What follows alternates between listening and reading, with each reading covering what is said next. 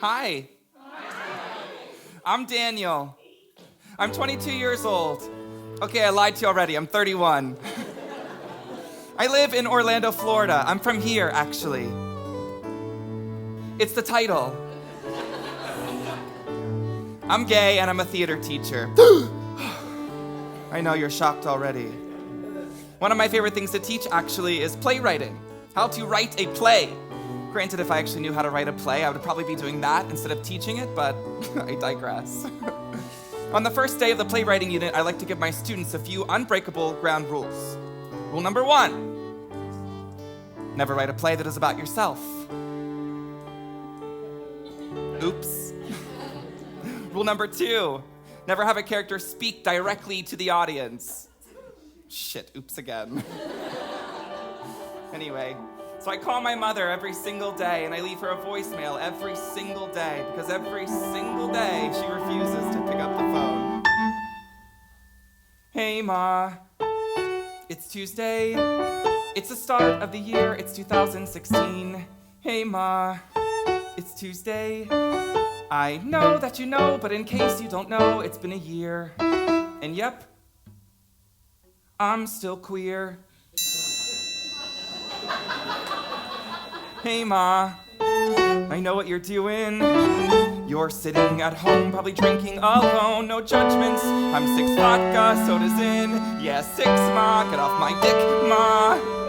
Hey Ma.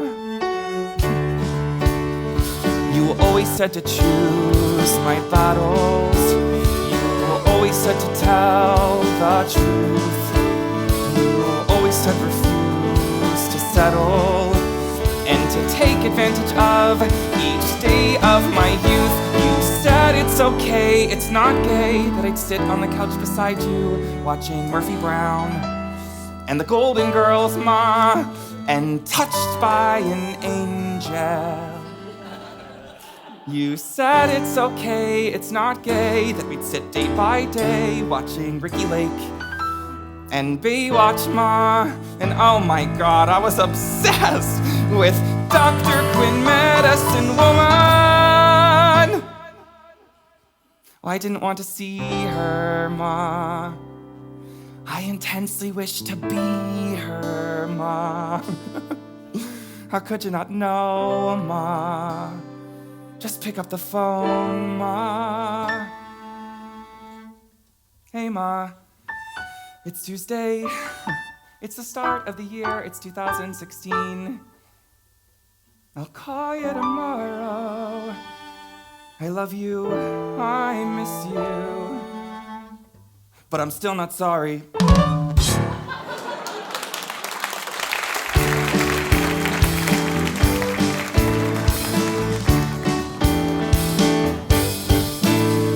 My mother said be kind to strangers. My mother said the world is cruel. My mother said control your anger. My mother said be no one's fool. So where do I go from here? I search for a sign, I steer the way. Where do I go from here? I live for tomorrow today. You almost ready? Just about. I just need to change my outfit about 4 more times, and then I'm gonna put on the first thing that I tried on. Such a complicated man. Yes, I contain multitude. Bitch, you ain't ready yet? She contains multitudes, apparently. Multitudes of what, Twinkies? All right, let's go. I watch each moment like I'm drowning. I feel connected and estranged.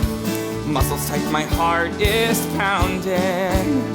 It's all the same but rearranged. Daniel! Oh my God! You're here! Yes, I'm here. Oh. Yay! Relax, stupid. This is supposed to be fun. Lots of people you know. I'm fine, it's fine, really. Oh, have you met Ricky? Hi, no, I haven't, sorry. I'm Daniel, nice to meet you. We have met, actually. Oh my God, I'm the worst, I'm so sorry. No worries.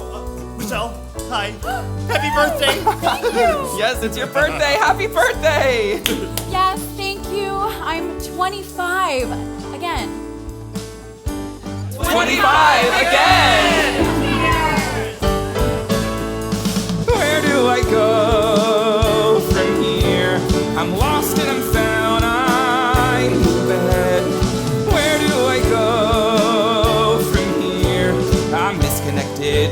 redirected, unprotected, undetected, selectively out of my mind.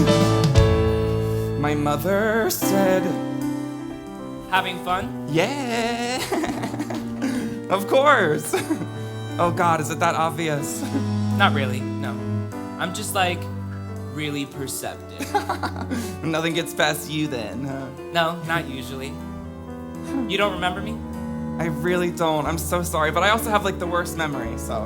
We met here actually like a while back. Oh, well that explains it. I was probably trashed. You were standing alone at the bar and I came up to you and I offered to buy you a drink. Oh.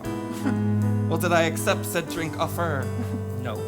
If I remember correctly, you said that I was free to buy you anything I wanted, but not if it meant you'd then have to have an awkward conversation with me for the rest of the night.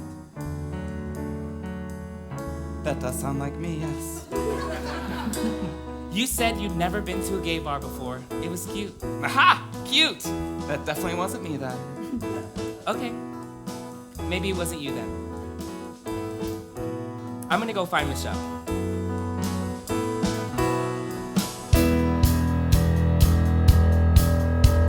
I can't ignore the road before me. I can't afford unplanned detours. I'm never sure the life that could be. My mother says I'm insecure. So where do I go from here? I search for a sign, I steer the way. Where do I go from here?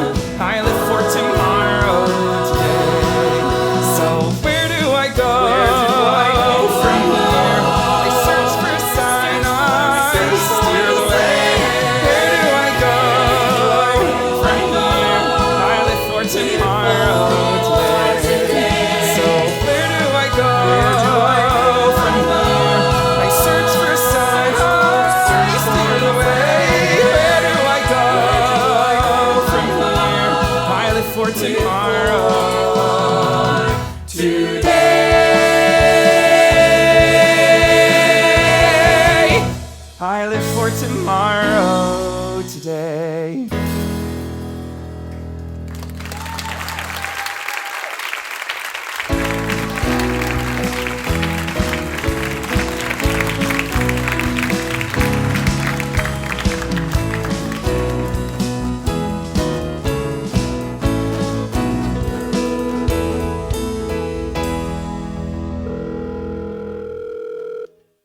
Hi, it's Becca. Leave a message. Hey, Ma. It's Wednesday. It's the afternoon. I'm hungover as hell. I'm sure you are as well. Oh, can I get softer lighting?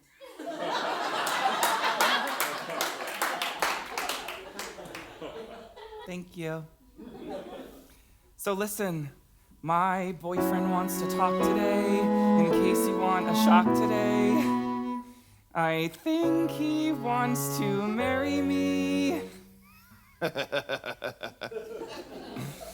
Just thought I'd warn you now. I think you'd like him, Michael. I think he'd like you too. Anyway, I love you, I miss you, I'm so not sorry. Hey, Hello.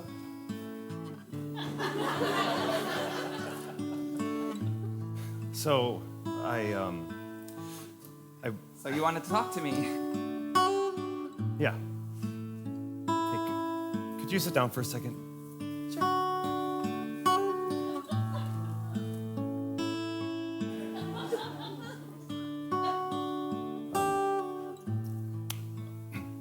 Will you? Will you Will I? move out of the house? What? Oh my God! What?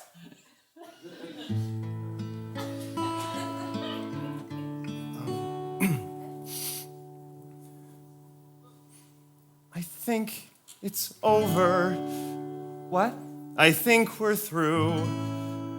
Who? I think it's over. For me and you. No. And I think you probably knew it's true. Actually did not know that part. I think it's over. I'm leaving you. Okay, but did something happen though? Cause it's just like out of nowhere. You're egocentric. What? Your hair's a mess. That's not true.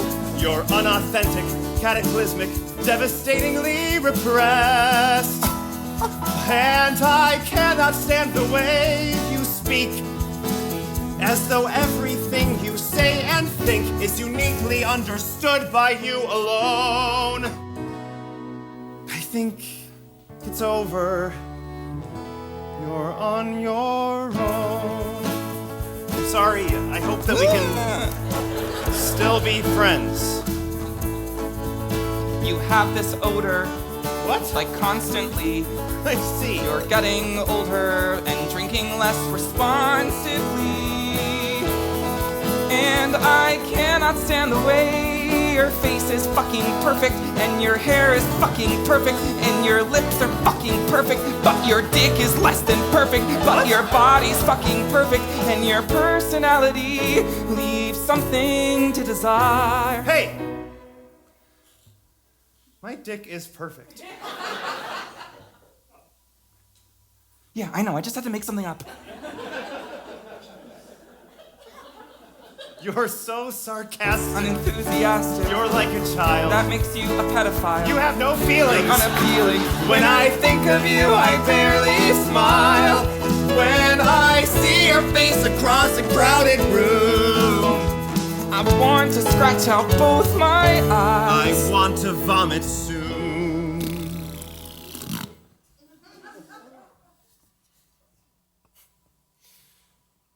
I think it's over. Yeah, I guess. I think it's over. But maybe we'll be. I think we should be the best of friends. Let's go get some Taco Bells.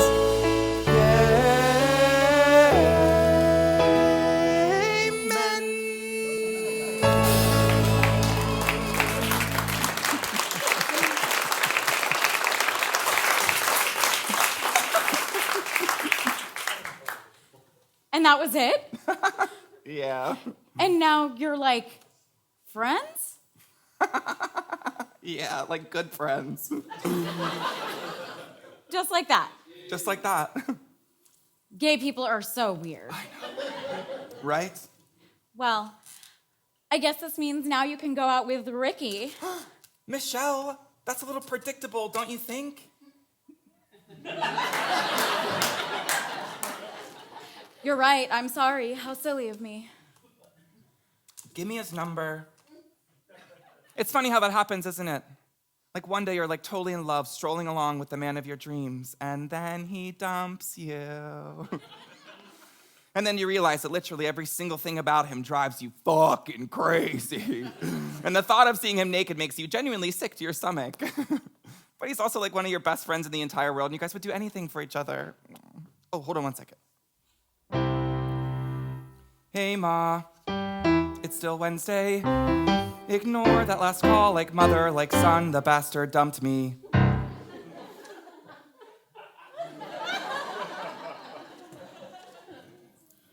How do you remember your mother? Oh, God, sorry. Don't worry, this isn't one of those surprise, my mom is dead and I call her every day and leave her a voicemail kind of shows. Oh, God, no. I just mean that when you think about her, how does she look to you?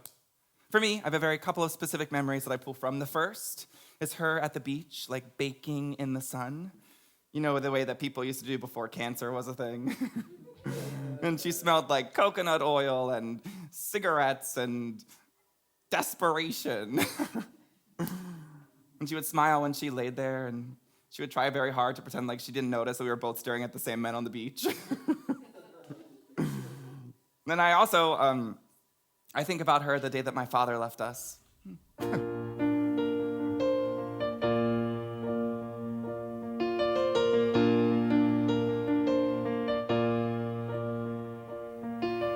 I think about her on the day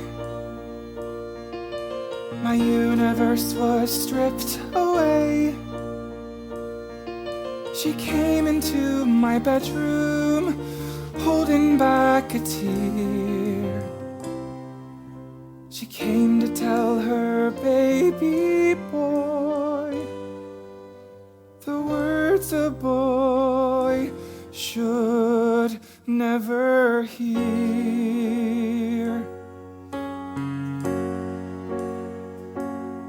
Father's leaving, I don't know why. Father's leaving, no, now is not the time to cry. Your father's leaving, so stand up, son, and go in there and say goodbye.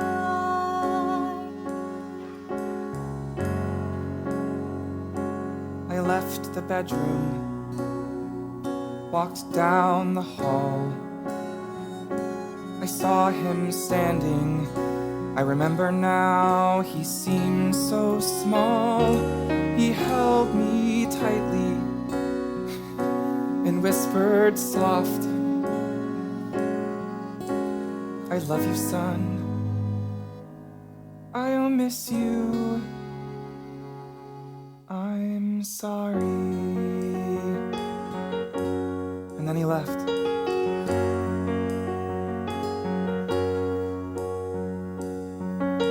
I wish I knew the words to say. I wish for you that he would stay. I wish I had the answers. I wish I had a clue. But this I know, my baby boy, I am never leaving you.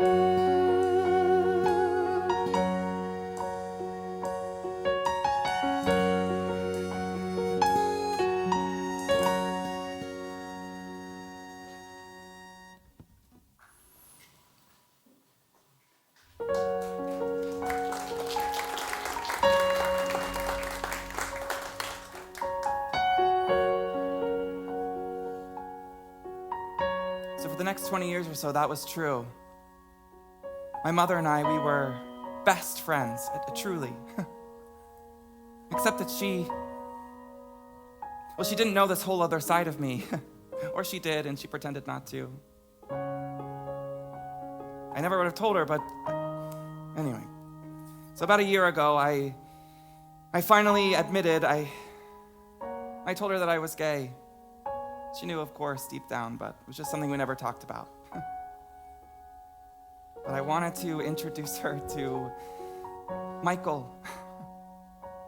Michael was the first guy who I'd ever dated who I thought,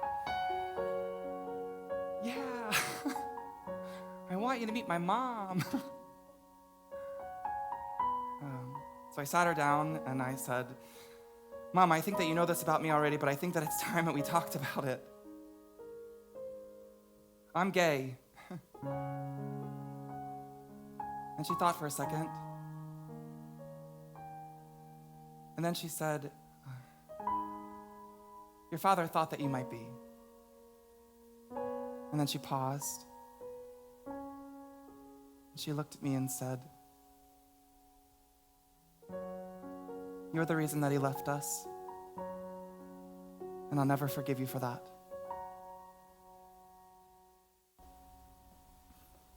Well, I haven't spoken to her since then, understandably. But the truth is, the horrible truth is that no one can replace the love a mother gives to you. And in moments like this, when Michael says, actually, no, you're not the person I want to spend the rest of my life with. But in those suffocating seconds, there's no one else I'd rather talk to than her. she would for sure make it about herself. She does that. It's very complicated. It's like I need space, but like also, I need my mom. I like to think of it as the gay version of the Broadway hit musical Gypsy. Who am I kidding? Gypsy is the gay version of Gypsy.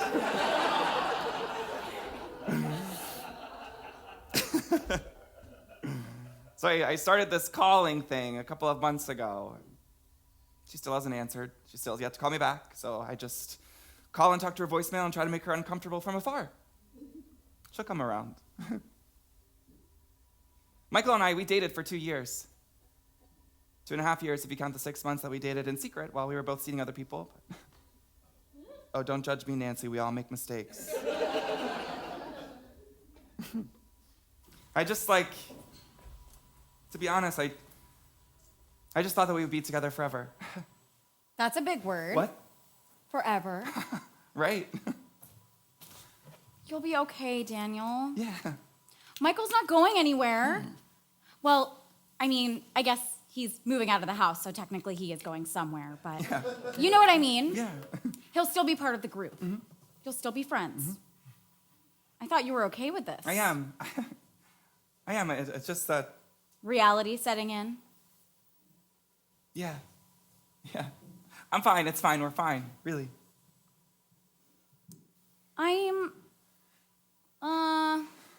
Well, you know, I have my show. Oh my God. Yes. Go. Well, I was hoping you would come tomorrow night. There's a ticket for you, if you're up for it. No pressure. Here's the ticket. If you want to come, there's a seat for you. Okay. And if you don't come, then there will be an empty seat in the front row of my cabaret, which essentially makes you a giant asshole, like the biggest asshole that there ever was in the history of assholes. Like, bigger than Hitler. Yeah, I got even. it. Thank you. I love you. I love you. Daniel, can I say something? No. Okay, yes. I never thought that you and Michael were right together. Like, obviously you were great friends, but I don't think you were really happy. Actually, if I'm being honest, sometimes I worry that there's something holding you back. Like, there's something keeping you from being really fully there. And I really hope you can get over that one day because you're amazing and you deserve it to be happy. You listening to me? Call me if you need anything. Okay.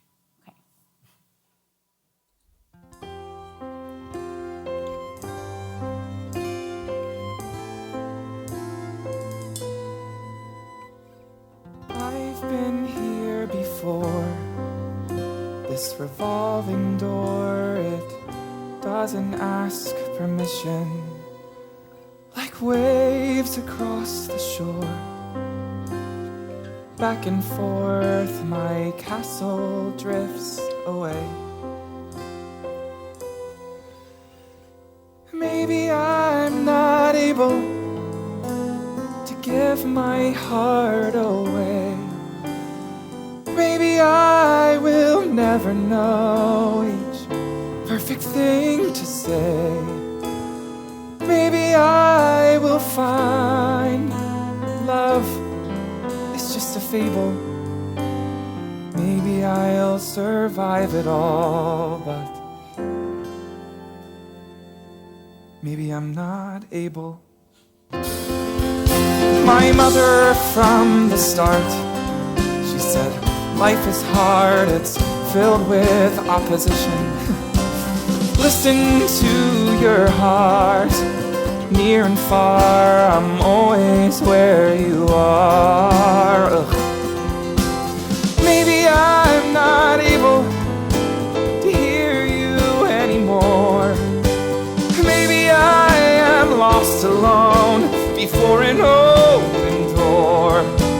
Maybe I will try cards all on the table.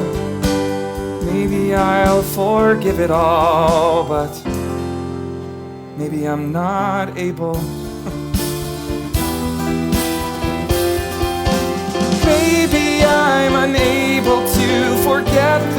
wasted days that you took selfishly from me. You never stopped to see the boy you caged inside, the life you made me live a lie. You never cared to try, and now I'm terrified that I'm unable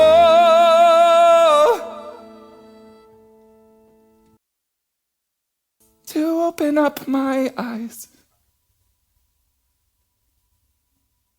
I'm unable to forgive or to apologize. I'm unable to say, to honestly say to anyone at all, I love you, I miss you,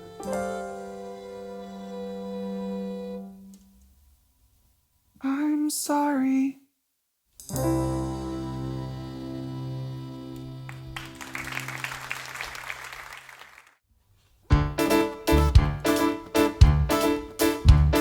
I had a little boy, you couldn't stop from smiling when he laughed, so filled with joy, the way he used to pose for photographs. A little star, remember when I called you that you were my little star? I often wonder where you are.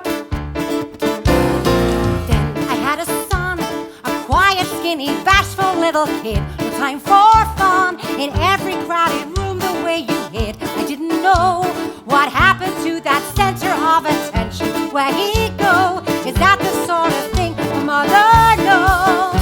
Who am I? Who am I?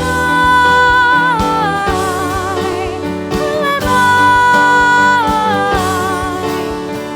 I don't get to choose or to pose, just another thing a mother knows. Then before I knew this person, he was standing there. My God, the way you grew. You asked one day if you could dye your hair. I nearly died. I could barely keep up, son. I tried. Then you became a man. It's difficult to understand. My son is now a man. Another version of the boy I raised. Another face, another episode that I'll erase. And I'll replace. And I'll replace.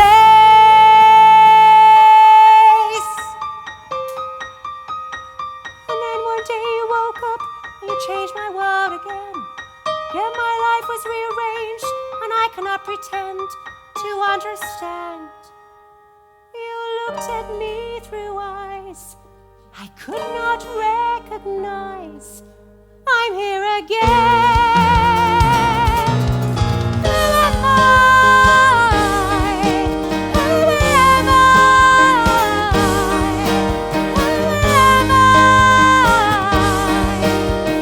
I don't get to choose or to oppose. A mother has to handle what she's thrown. Only mothers know the pain that mothers know. That's another thing a mother knows.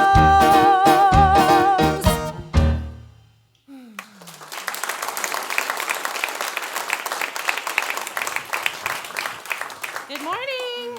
Coffee? Can we just insert an IV drip? Or maybe we should do a line of coke each morning before work. I mean, you're the boss, so.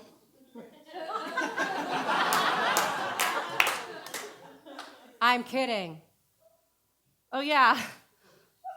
Me too.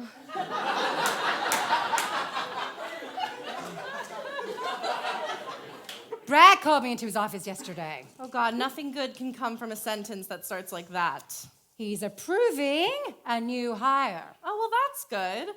What's the catch? Why do you think there's a catch? There's always a catch. You get a new car, you have to pay for the car. You lose 20 pounds, you starve yourself and exercise. Mm-hmm. You get a cat, the cat eats your face off after you die, and then your grandchildren walk in to find your faceless, lifeless body laying atop your floral bedspread, now blood-splattered with the remnants of the latest victim of the great circle of life. What? It's true. I have a friend who's a dentist who identifies dead bodies, and apparently it's like disturbingly common for old people to have their faces eaten off by their cats after they die. That's horrible. Well, do you have a cat? Yeah? Well, let's hope it dies before you do. Yeah. Let's hope. Well, do you have like one of those medical alert things like, oh no, I've fallen Okay, and I thank can't you. get up? New subject, please. Okay, sorry. What's the catch? He wants me to hire a man. Oh my God, you're serious? Apparently, our department is 90% female, whereas the rest of the company is 50-50. Yeah, and look how much more fucking peaceful our office is because of it. Like, well, most of the time. Can you look through and invite some of the male applicants from the last hire in for an interview, please? Sir, yes, ma'am, sir. And this time, do not create a fake Tinder account to catfish the attractive ones. It's really creepy. You get me, boss lady. You get me.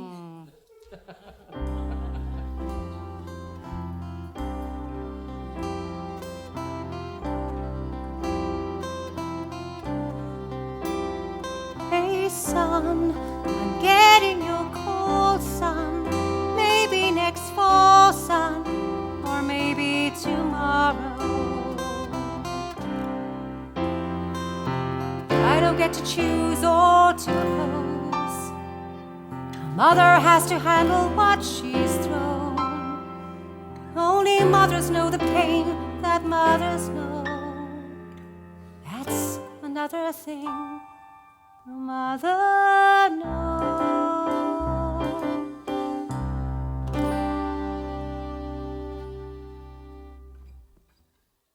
Oh, don't let her fool you. She's evil and she should not be pitied. Of course, I've thought about it. I've tried relentlessly to see it from her perspective. Why it was so difficult that I came out, how lonely she must be since I left, how I wasn't the person that she thought I was. But the way that she looked at me in that moment with such disgust, fear, it's hard to let go of that. Ugh. Anyway, so of course I went to Michelle's cabaret as if I had any choice in the matter at all. And of course Michael was there with some new boy that he met undoubtedly weeks before ending things with me. Honestly, I am fine. Gay people are so weird.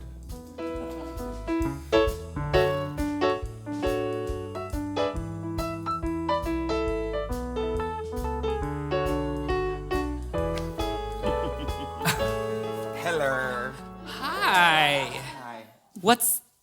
How are you? I'm great. Is this your seat? It is.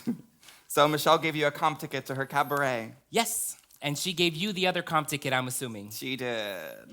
Wow, she is a Nosy and manipulative little bitch. Yes. Yes, she is.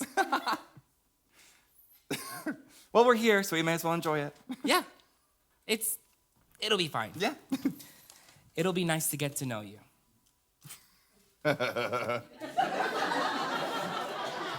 You too. So So what do you do how for... about- Oh, sorry. Go ahead, No, you go first. God, we sound like some poorly written romantic comedy for straight people. I don't know about poorly written. Oh, here she comes.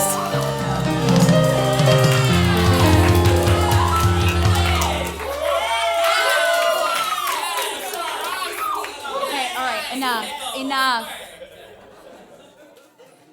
What would the gay boys do without those nosy women? There's no doubt. They'd run around the world collecting cats like lesbians and Democrats.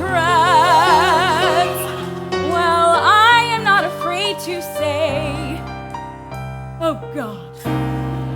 It must be wonderful to realize you're gay.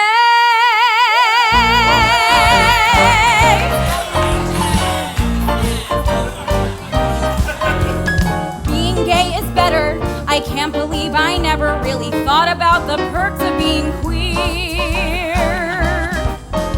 You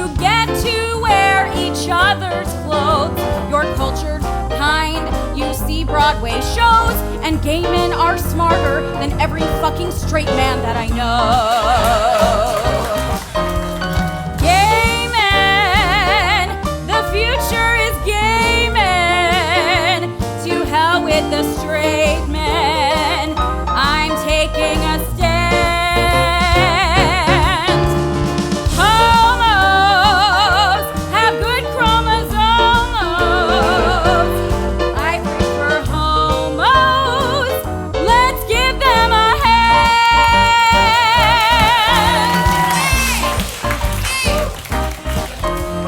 Being gay is sexy. You never have the pesky chore of finding out you're pregnant right before your grandma's funeral. It's indisputable news. I'd be one of them if I could choose. Republicans may hate your guts, but honestly, they're just a bunch of brainwashed and illiterate assholes.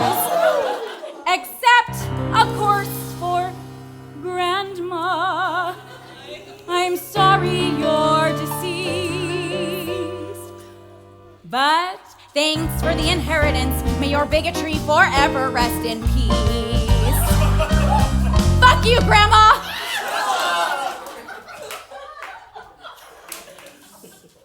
I'm not completely positive why I shared this narrative at this specific moment in the show. Suffice it to say, I wish I was gay.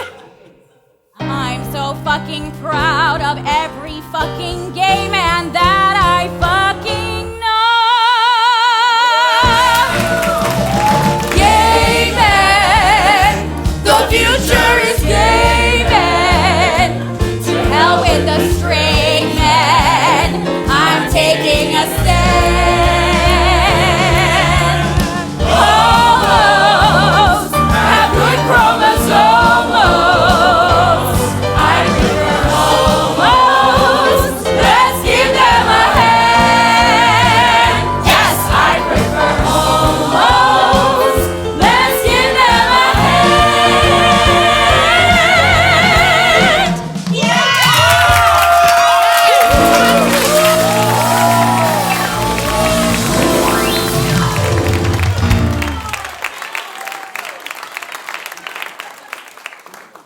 You know, I don't think that gay people give enough credit to the women in our lives. I mean, before I even knew what being gay meant, I had friends who were girls who would allow me to be myself, you know? We would play Barbies together, or we would play school and they would let me be the bitchy chorus teacher. And many of us had girlfriends before we even had boyfriends. And those girlfriends, they would forgive us, even after they realized that the only reason we wanted to touch their boobies was more of a scientific curiosity than anything else.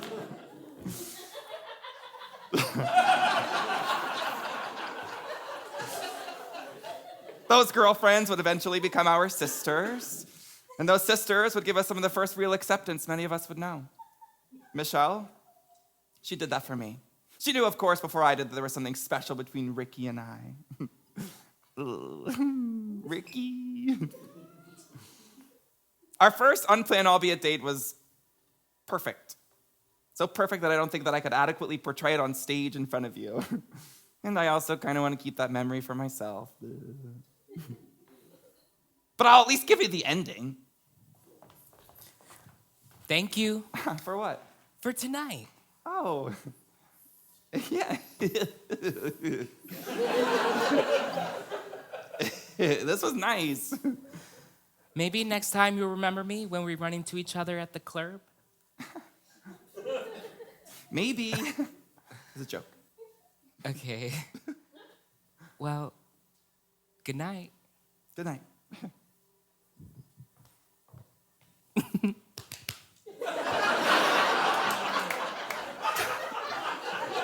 Ricky, wait! Yeah. Oh my God. I lied What? You lied? to you before when I said that I didn't remember you. I lied to you. Go on.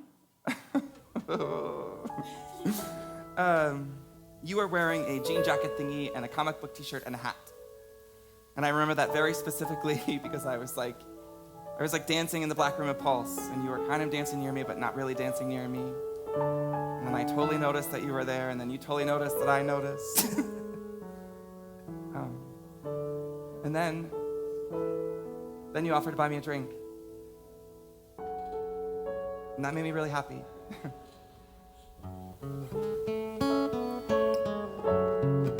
I don't remember yesterday. And the road behind me melts away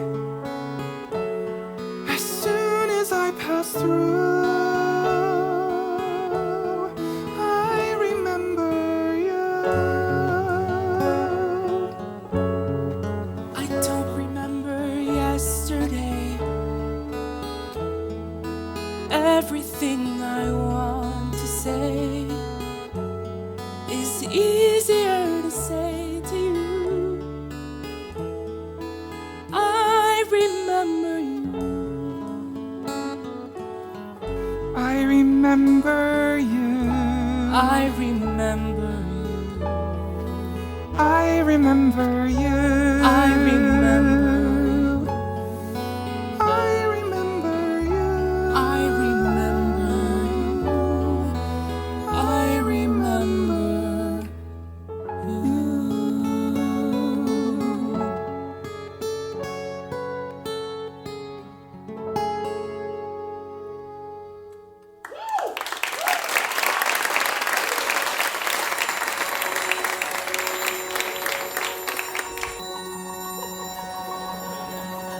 Hey Ma, it's a Wednesday, it's January 3rd. I know that it's fast, Ma, since the last time that I was in love. No, I don't know what I'm thinking of, but I met a new guy, Ma. It feels like a dream, Ma. Well, how are you doing? I love you, I miss you. I'm sorry.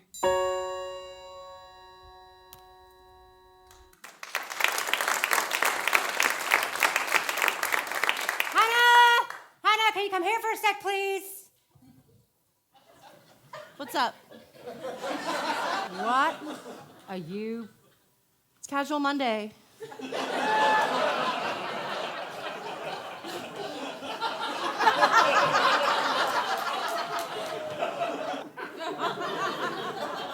That's not a thing. Do you want me to take it off? No. No, you're fine. Okay. Did you ever hear back from our 10 o'clock?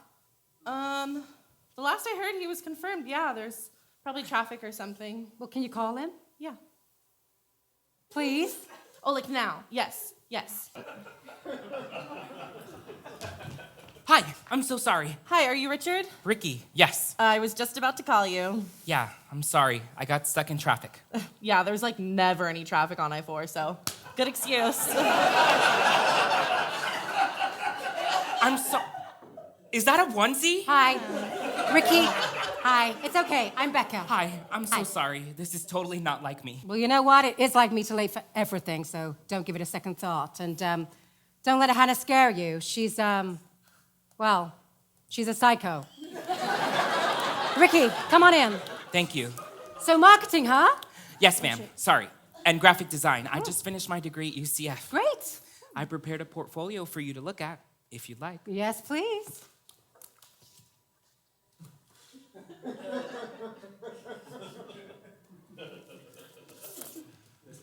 Thank you.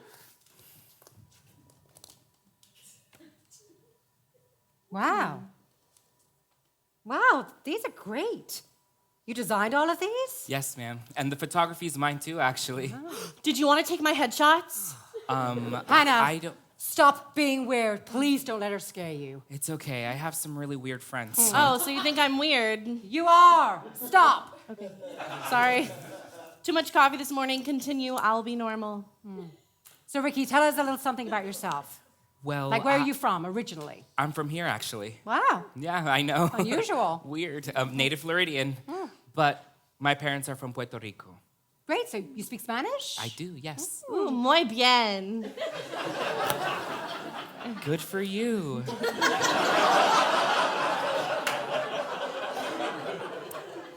Don't get too excited. She was like one class and got a C.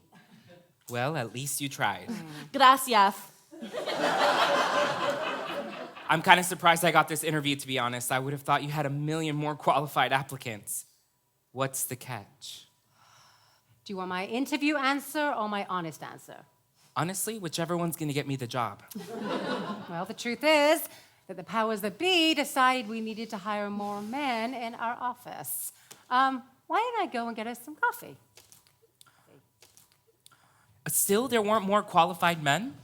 Well, we wanted someone young with fresh ideas who was probably less contaminated by the patriarchy. And then I stalked your Instagram and noted that you were like maybe probably a homosexual, which is like cool. So are you?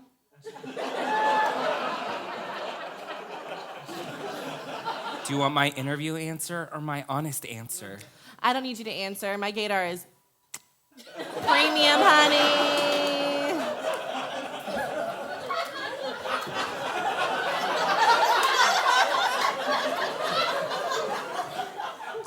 Okay then, honey. What did I miss? Nothing. I think we should hire him. Okay. Really? Sure, if you suck, we can just fire you. Do you know, I just went to get us some coffee and someone had finished the pot without replacing it. Oh, people are literally the worst. Do you know, I just hate people. Me too. The real reason I was late today is because someone hit my car in the garage. No. Yeah, my tire was damaged and they didn't even have the decency to leave a note. Homophobia is a sick and dangerous disease. I'm so sorry. I don't think it was a hate crime. Let me tell you something, Ricardo. It's Ricky. Whatever. You know, the problem with people is that most of them are assholes. We fight so hard to be equal with a bunch of pricks. The bad kind of prick, not the good kind of prick. All right. You know, the problem with people is that most of them are selfish. The one is crawling with evil, and yet evil seems to get ahead. Evil pricks are the bad kind of prick. You know the problem with people, they've forgotten what's important. They build their churches with steeples, but they've forgotten how to pray. Pricks can pray, what we pricks say. Hating other people is what brings people together. Just look at all those people, they should know that we are better. Hating other people is the one thing I like about you. Like him. Me too. Really? Alright. I hate when people are early. And I hate when they are late. Rude. I hate when they over worry. And a failure to communicate. I hate when people wear hats in public. When they assume I'm from the Dominican Republic. When people end sentences with the word so. Girls who pretend they don't know. I hate when unfunny people try to make a joke. You're not funny, Karen. When people force you in group chats. And people who still like to smoke. Gross. When Karen tries to be friends with my friends, but Karen fucking isn't. I think I just hate Karen.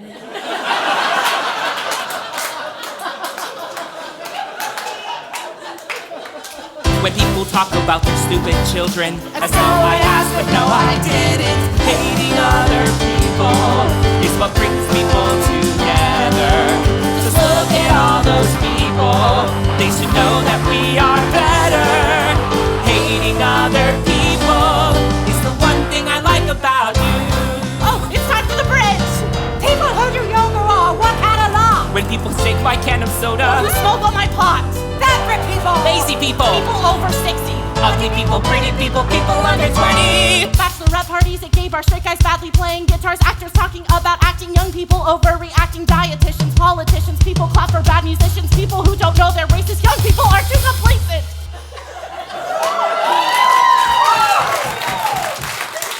I blacked out. Hating other people is what brings people together. Just look at all those people, they should know that we are better. Hating other people, hating other people, yes, hating other people. It's what I like about you. You're hired. Okay, so everyone is going to be on their best behavior. No? I don't know what you're so worried about. Everyone will like him. And don't worry about Michael. And Michael's new boyfriend, Jonathan, Jared. Jason. Jason, I knew that. It's fine, I can't tell us apart either. What are we even doing here tonight? I literally cannot stay in and play board games with you old ass bitches again. Can we please get out of the house? I mean, I don't mind staying. You don't get a vote! Okay, he's here. Everyone be cool. Hi there, Ricky. I'm Michael, Daniel's ex-boyfriend. It's good to see you again. Hi. This is Michael's new boyfriend, Jared. Jesus? Jesus? I'm Jason. Jason! I know. Hi. Hi, everybody. Hi. And I'm Jordan, and this is my boyfriend, Andrew. Hi. How's it going? And Andrew used to date Adam. Right. Gay people are so weird. Right? Okay, everyone, welcome to Game Night! Game night, like board games? Yep, it's a thing. Get ready. I'll tell you the rules of game night, Ricky. There are no rules of game night. Welcome to game night. Welcome to game night. Any game can be a drinking game if you try hard enough. Don't mind us, we're just alcoholics. So grab a cup and fill it up with vodka. It's only drink vodka. It's our favorite stuff. Why vodka? Who knows? We received an edict in 1985 from our supreme leader, Sir Elton John. Gays must only listen to Madonna, touch everyone around them, and only drink vodka sodas. It's nice to meet you, Richard. Vodka's fewer calories, apparently. And less flavor. So you never know how much you're actually drinking. And your breath doesn't smell like liquor. Should I be taking notes? Probably. Welcome to game night. Welcome to game night. Ordering food is like an act of Congress we can never decide. Ricky, running high. Adam is a vegan who won't touch a salad to save his own I life. prefer warm vegetables. Get off my dick. She's gluten-free. Don't start with me, honey. He's allergic to dairy. I get explosive diarrhea just about every day of my life. If that's not good, you're also a power bottle. Can we take a shot? Michael won't eat onions. I'm allergic to dairy. We are vegetarians. Do you remember Lisa? That's allergic to eggs. She died while eating my birthday cake. Oh my god. Kidding, she's just a bitch and we don't talk to her anymore. It's game night. It's game night. It's game night. There's not a chance I'll make it without G-A-Y-M-E. Welcome to game night. So, what do we usually play? It varies from week to week. Taboo, Kings, or Circle of Fire, depending on where you're from. Uno, Monopoly, werewolves. Sometimes we play that game where we take a shot. When you play a game with homosexuals, be prepared to take your clothes off. What? Yes, every night I spend with homosexuals is a naked, drunk, unusually angry, and knee-deep in McDonald's fries. It's game night. It's game night. It's game night. It's game night. It's not your turn, bitch! It's game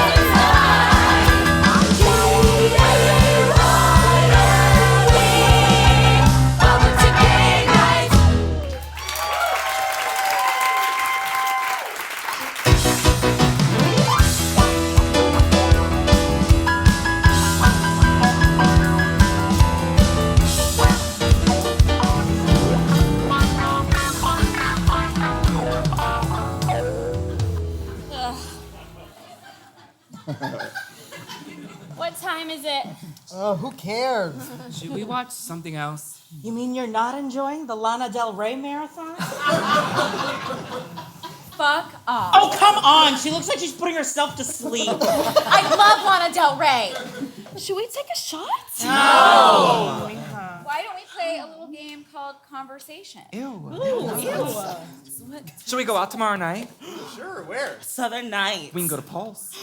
The world famous Parliament House Resort and Spa. Bitch, it is not a spa. Yes, look at it. They have a date in the back. Let's figure it out tomorrow. All right, bored now. Let's go. Yeah, get the hell out of my house. Come on, babe. Taco Bell waits for no one. Hey, you nasty bitches. I love you. Like my luggage. Don't touch me. Let's go. Not my head. I'm going to bed too. Don't get anything on the couch. I never do. Ew. Good night.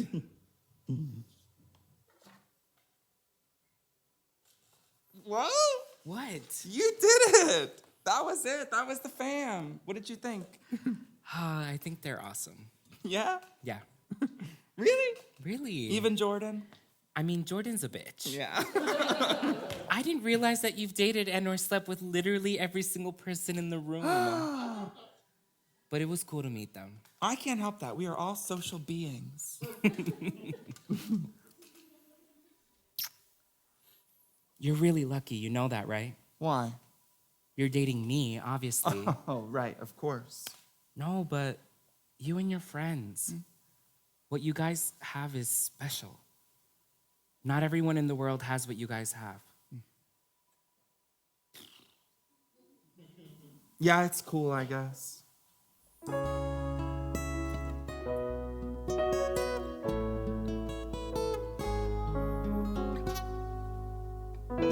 I remember the sunrise in Puerto Rico. The way the light touched those summer skies in Puerto Rico. My father said it's time to visit. She doesn't look so good. I closed my eyes and asked, what is it?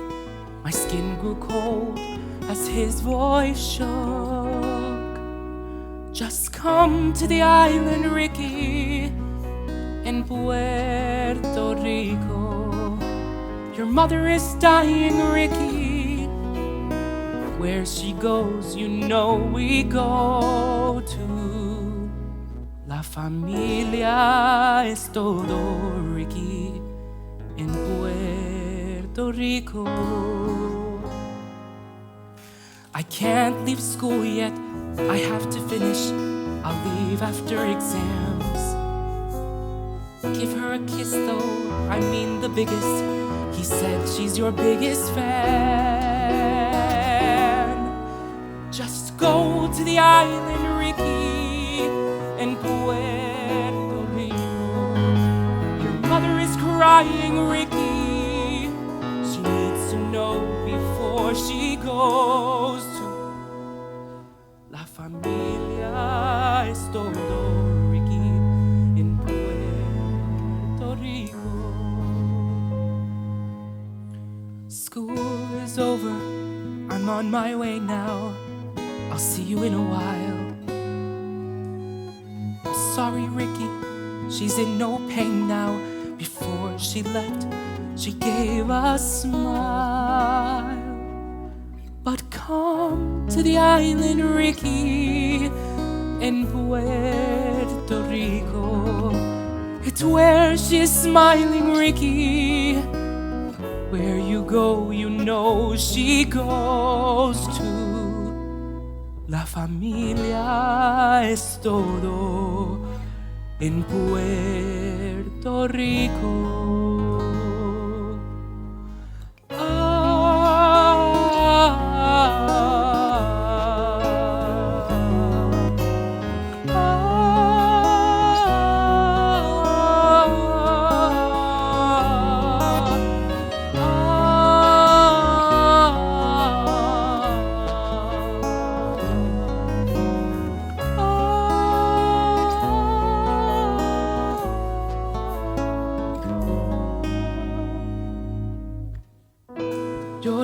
recuerdo el amanecer en Puerto Rico, una caricia del cielo aquel en Puerto Rico. La familia es todo en Puerto Rico.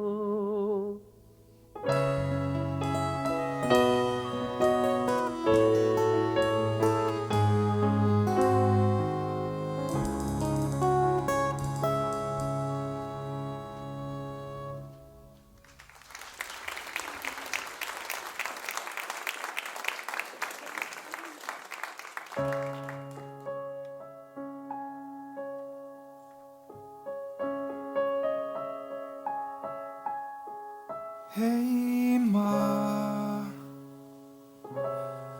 I'm sorry it's late, Ma. Can't think of the date, Ma. Where do we go, Ma? Becca. I love you. I miss you. Call you tomorrow.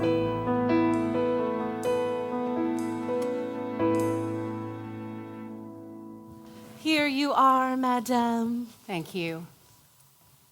What's wrong? How do you know something's wrong?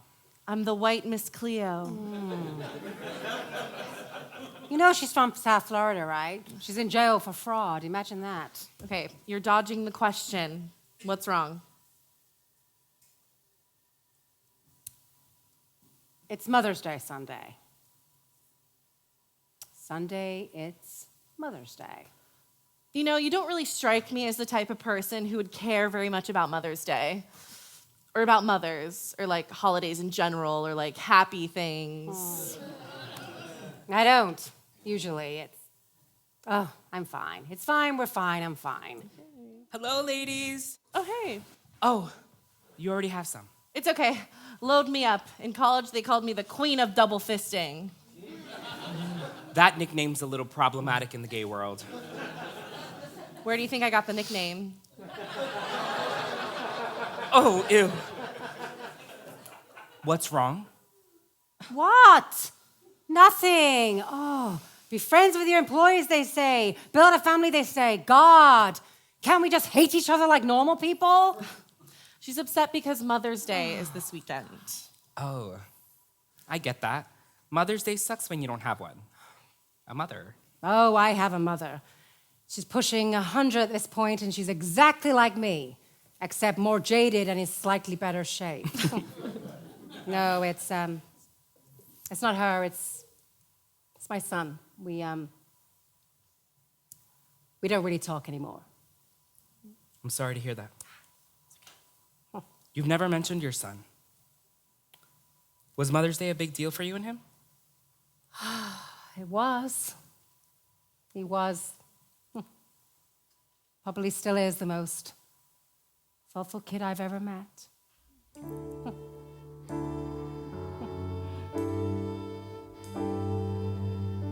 When he was in 5th grade, he came home and he gave me this ceramic thing he made. On it was a painted heart, so clumsily engraved. I love you, Mom. The memories can be replayed. A day when things went bad with my son. I did everything wrong. He told me he was gay. And this is really hard for me to admit, but I was so angry at him. Not because he was gay. Not only that, I don't want you to hate me. It was just that I'd given so much of my life to the men around me. I mean, first my dad, with everything I did, from the way that I dressed to the college I attended to marrying a successful man, all to make him proud somehow. And then my husband. my son, I thought, okay, here's my shot. I'm going to raise a man who will never take advantage of someone that way. When he told me that there was this whole other side of him I knew nothing about, I felt betrayed. So I said something awful to hurt him. And he left me. I said one thing I shouldn't, and he just left. And I honestly thought my life was over. I'd done it again. I existed for him. Not for me, but for him, it was that easy to walk out. So when he left me, I chose to leave him too. How can a mother go? I ask myself the question all the time, and I don't know to figure out a reason or a rhyme. I had to choose him or me, and either way I lose.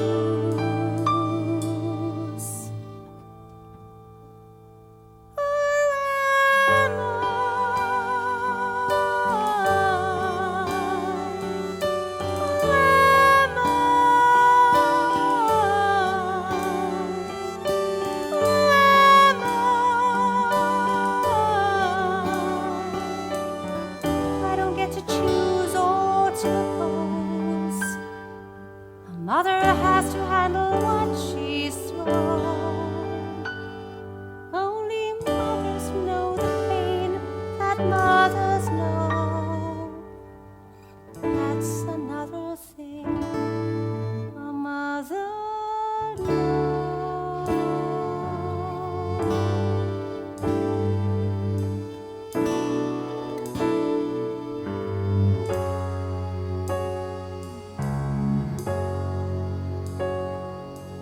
lost a baby. What? I thought you knew. I didn't know. You think that maybe there is something you can do. They tried to save him. He never stirred. Now I listen for a voice I've never heard.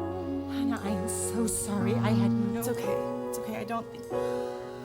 I don't think that it makes sense to compare misfortunes.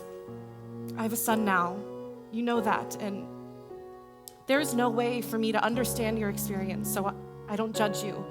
I know that it's hard to keep your identity as a person, as a mother, and that your kids are rarely grateful. But when I'm having a bad day, I try.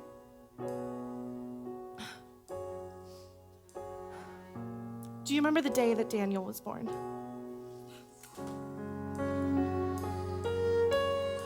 Softly, I placed his little hands in mine. So softly, kissed his tiny head, and I am home.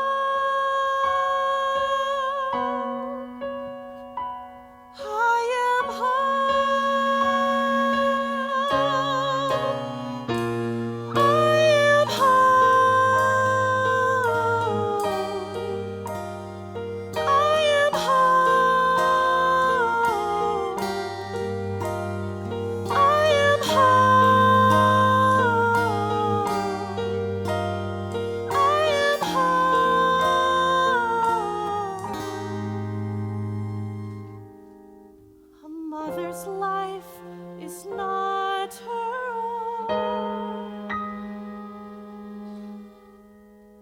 That's another thing a mother knows.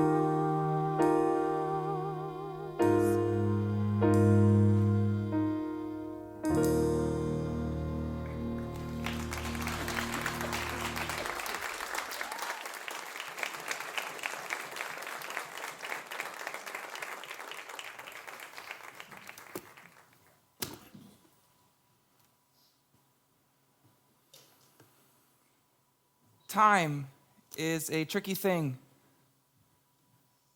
and she waits for no one. Each day, another yesterday adds itself to a growing pile of what ifs, whys, and if onlys. Hand in hand, time and her lover, regret,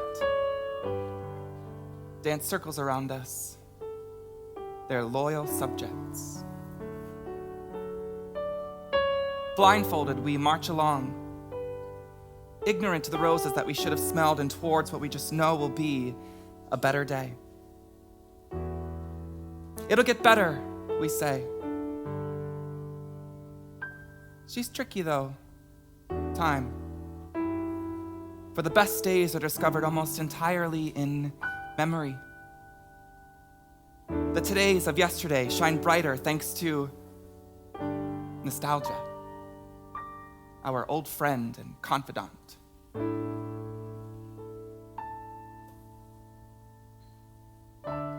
Sometime during the passing of time, you grow up.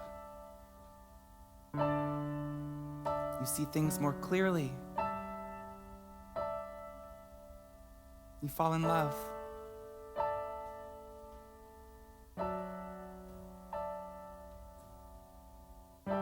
You change. You can't stop her though. Time. She shoves us forward. While her father, death, draws us in ever closer, inch by inch. He waits for us at the finish line. Mother, though, life, she's everywhere. She envelops us in an embrace so gentle we often forget to enjoy it.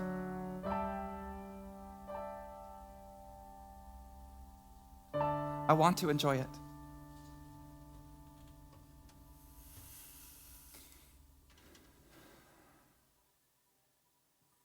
Forward.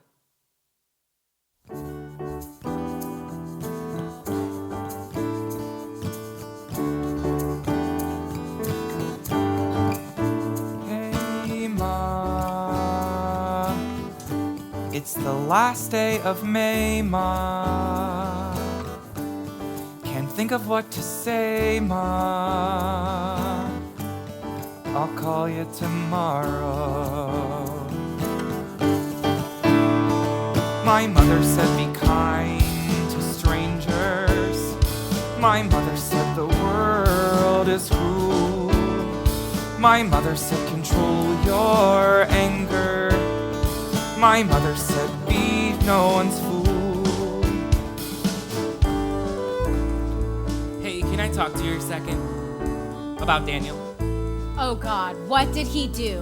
What? Nothing. I mean, I hope nothing. Should I be worried about something? No! Of course not! No. No. No, really. No. What's up? Can you... What's up with this family situation? Well, it's complicated. His dad left when he was little, and then he passed away. And then he and his mom were inseparable. And then Daniel came out. They had this huge fight, and they are both just the most stubborn people. Why? Did something happen? No, that's the problem. I told him about my mom passing away and about my family, and he just shut down. Yeah, he does that. You should just talk to him. Be patient. Okay. Thanks. You're a good friend. I'm the best friend, bitch. Sometimes you feel like someone's watching, making sure you're on your way. I'll call you tomorrow. Coincidence or fate comes knocking. Where do I go? What should I say? What are we doing this weekend? I don't know. What does Jason want to do? I mean, I don't know what Jason wants to do. Oh my god, you guys broke up. Yeah, Nancy Drew, we broke up. Whoa.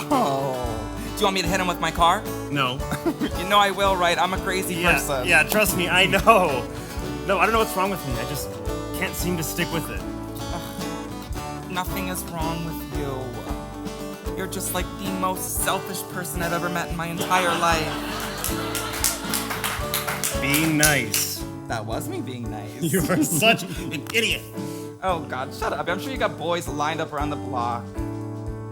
I have a date tonight. Oh my god, you're an asshole. I know. No. Look, I really like Ricky. I haven't had the chance to tell you, but I can tell that there's something special there. So, don't fuck it up. Well, he seems to like you and the boys too, so. Good. You're not getting rid of me that easily. Good. Okay, I'll talk to you later. Where do I go? When yesterday's gone, where do I go? I take things as they are. I'm sorry.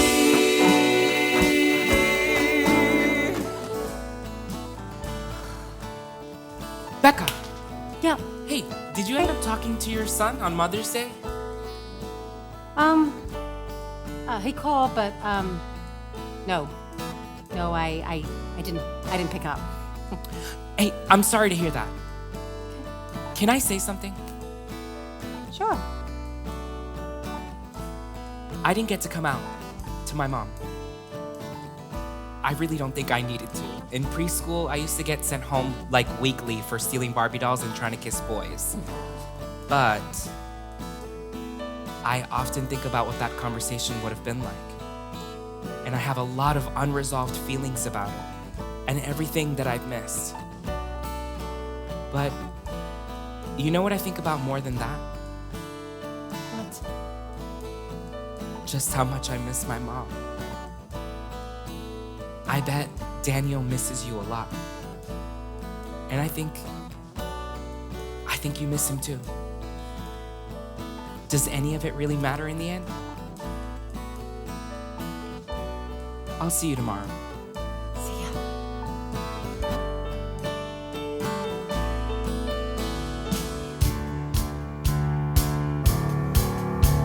You start to wonder how this happened. You start to wonder how it ends. You built yourself this cage you're trapped in. Don't overthink, just make amends.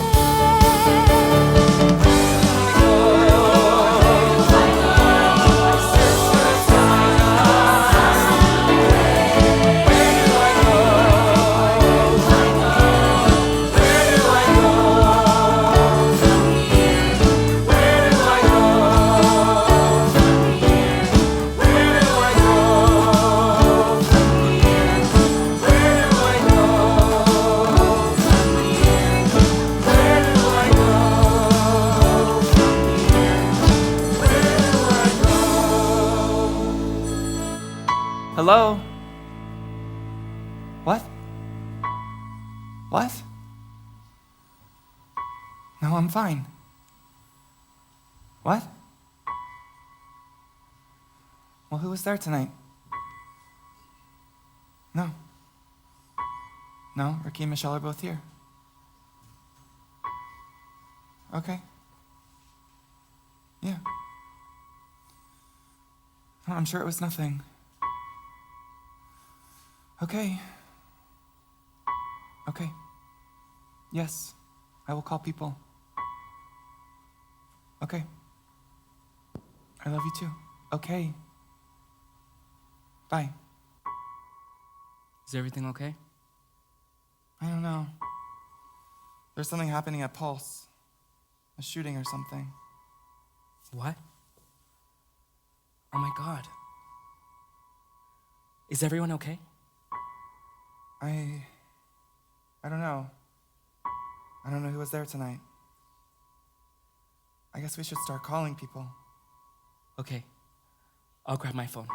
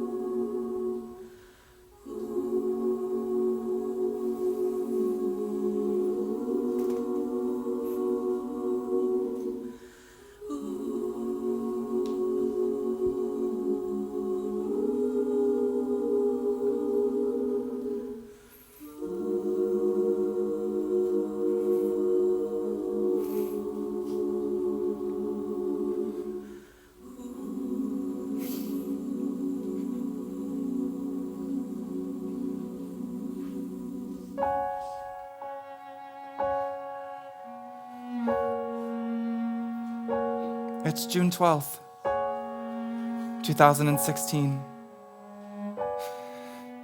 And there's been a shooting at Pulse nightclub. We spent the next hour or so calling and texting everyone we could think of who may have gone out that night. It was crazy. A friend of mine lived about a block from Pulse, and he called us while the shooting was still happening. You could hear how quick the gunshots were. I could hear how bad it was gonna be.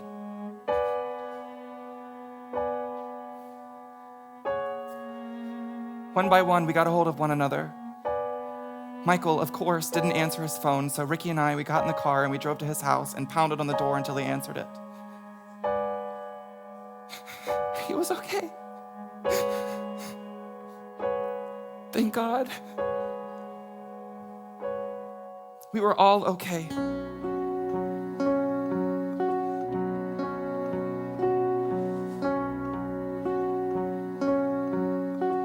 It's like praying, hoping someone hears you say, I'm staying beside you through it all.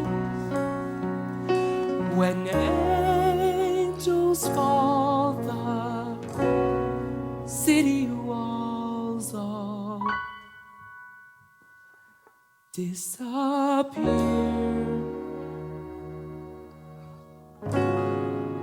We're all from here.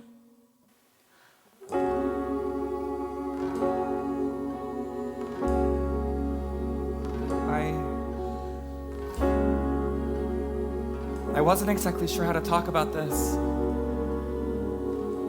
In some ways, it feels like it isn't my story to tell. I was not there that night. I didn't lose any of my closest friends, and I feel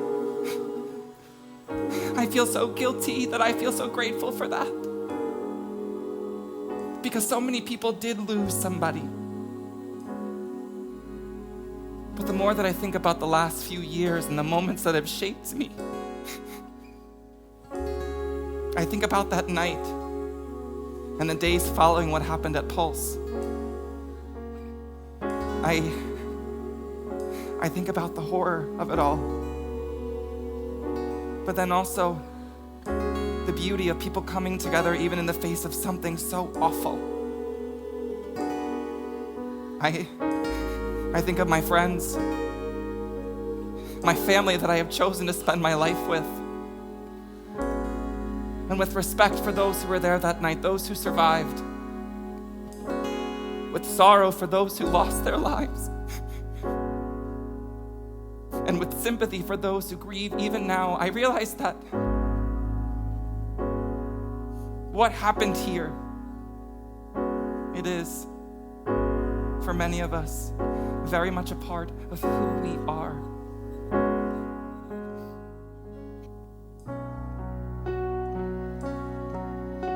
You keep breathing, asking God to bring them healing.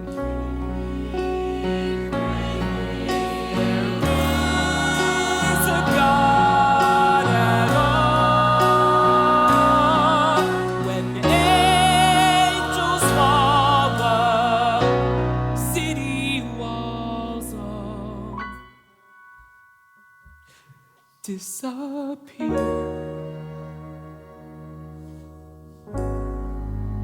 We're all from here.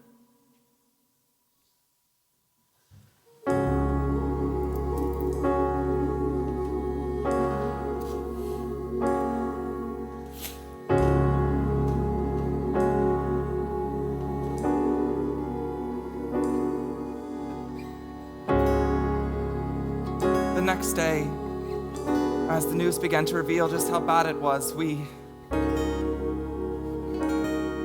kind of instinctively came together and we watched the TV. We watched the news to see what was happening just down the street.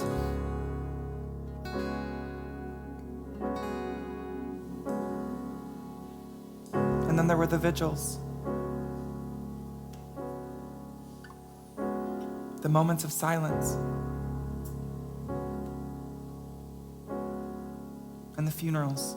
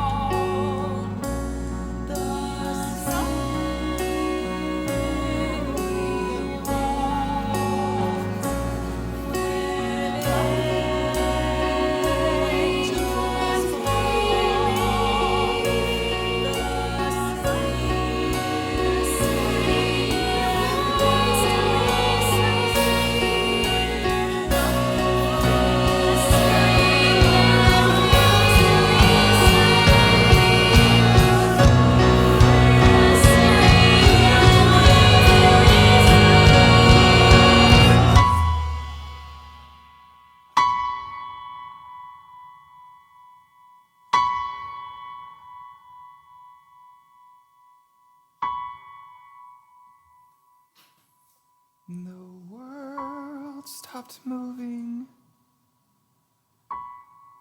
frozen by a disapproving God. When angels fall, the city walls all disappear.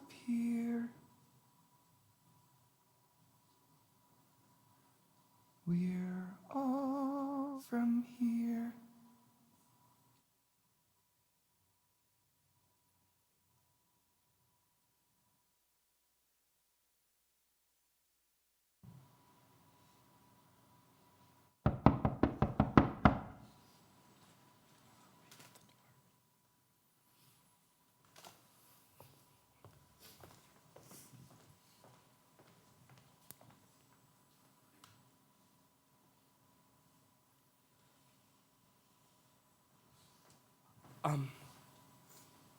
Daniel, your mom, she's here.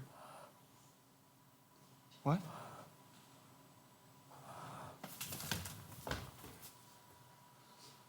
Mom?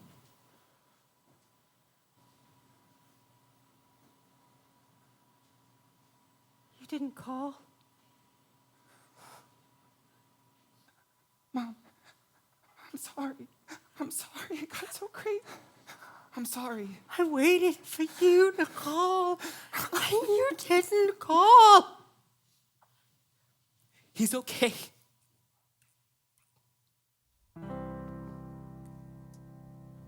I watched that woman on the TV, that mother of that child.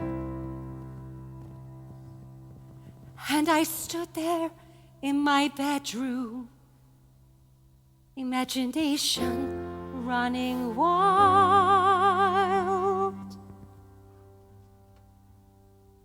That mother on the TV with a strength I cannot recognize. Is a mother still a mother, even when she lives and her child dies? That woman on the TV, I watched her crying where I stood. What would she tell her little boy? She'd say all the things I should.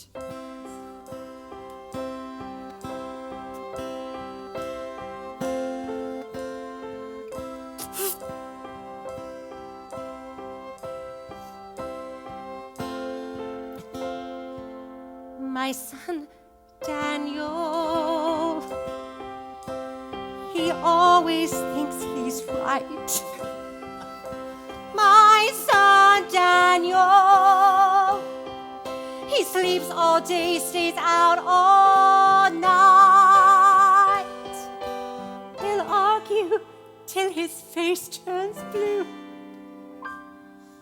But he's loyal and kind-hearted too.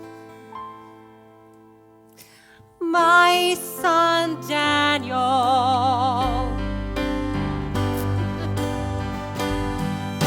You are my whole world. You are the sun in my sky. Your yesterday, tomorrow. The only reason left to try. When tomorrow isn't promised, son, then before today is done, I have to say, no, I need to say, I love you. I miss you. I'm sorry. I'm sorry.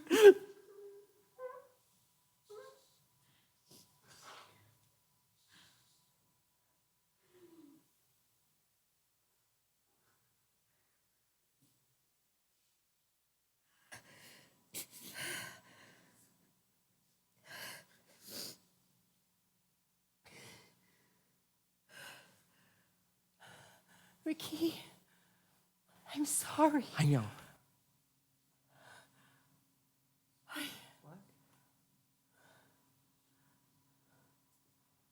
What's going on? What do you... Do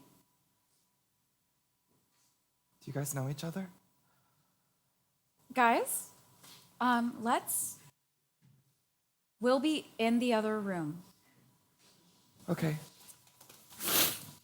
They don't have to leave. Yeah, they do, actually.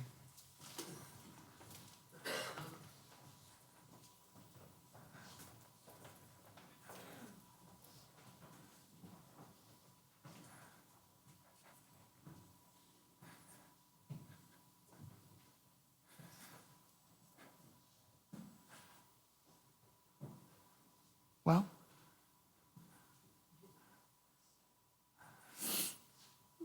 Ricky, I'm sorry. I mean, when I came here, it's such a coincidence. What? Just- What is a coincidence?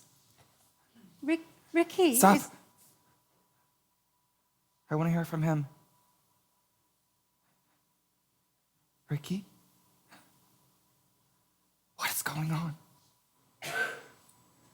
Becca, your mom, she's my boss at the park.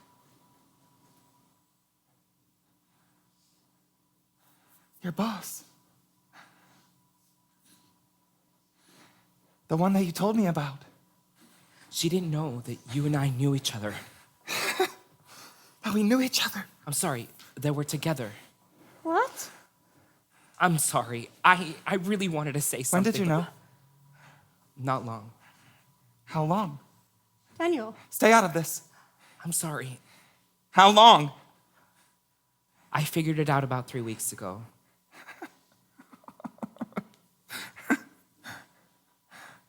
Three weeks ago. I didn't know what to do. So that was a sudden interest in my family life. Oh, that's why you were asking me about my son. I was trying to get you both to see Oh, what you were missing. Ricky, I wasn't trying Lie to... to me? Of course not. Well, you fucking were. I know. You were lying to me. Daniel, I'm sorry. Every time that I talked to you, every time I asked you how was work, every single time you saw me leaving voicemails for a woman who couldn't care less about her only son. Daniel! Stay out of this! Daniel, I'm sorry. Every time I told you that I felt lonely, that I felt disposable. Every time you caught me crying while I was laying in bed next to you. What else did you leave out? Nothing. Ricky, you lied to me. I was going to tell you. You need to go. Daniel. Daniel, You too. please, Both can of we you just go. talk about... Go! Daniel, I just. I'm sorry. Really, I am. I appreciate you coming here. Really, I do. But I'm not ready. Okay, I'm not ready to just forgive and let go. So please just go. Okay. Okay.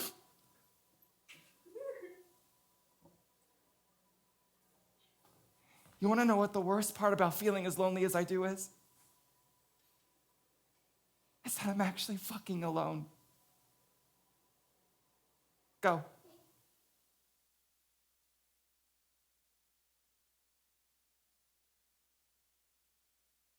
Daniel.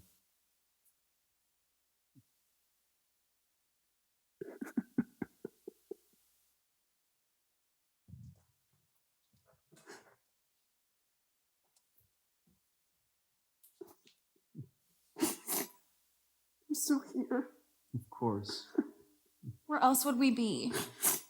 I could think of a few less awkward places. You okay?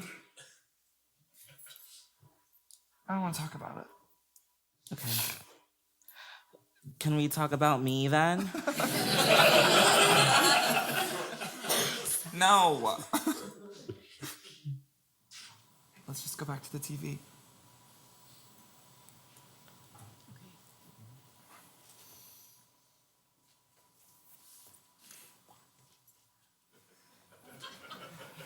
You can all come out now. I know that you're listening.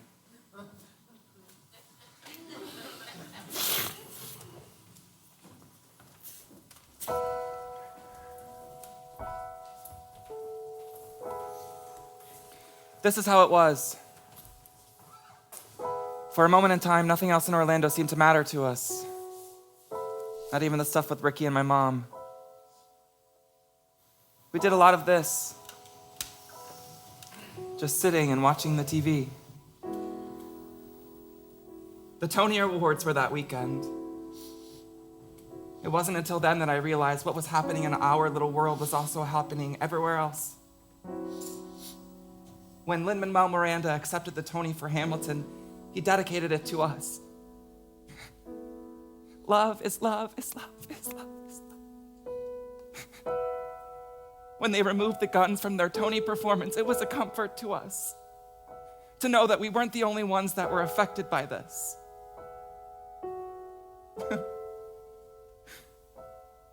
Inevitably, the conversations would always turn back to Pulse. We knew a couple of people who lost their lives that night. Not our closest friends, but guys who had been to parties at my house before. Guys who had worked on political campaigns that we were a part of. One of which I had a crush on. We attended his funeral.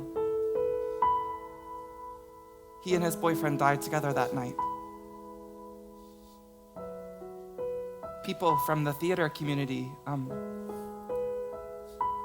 they dressed as angels to block out protesters who were in the streets. At his funeral, there were a few of them. But these angels, I'm sorry. These angels filled the streets as grown men held hands and walked into churches who donated their sanctuaries for people to have funerals who should have never had funerals.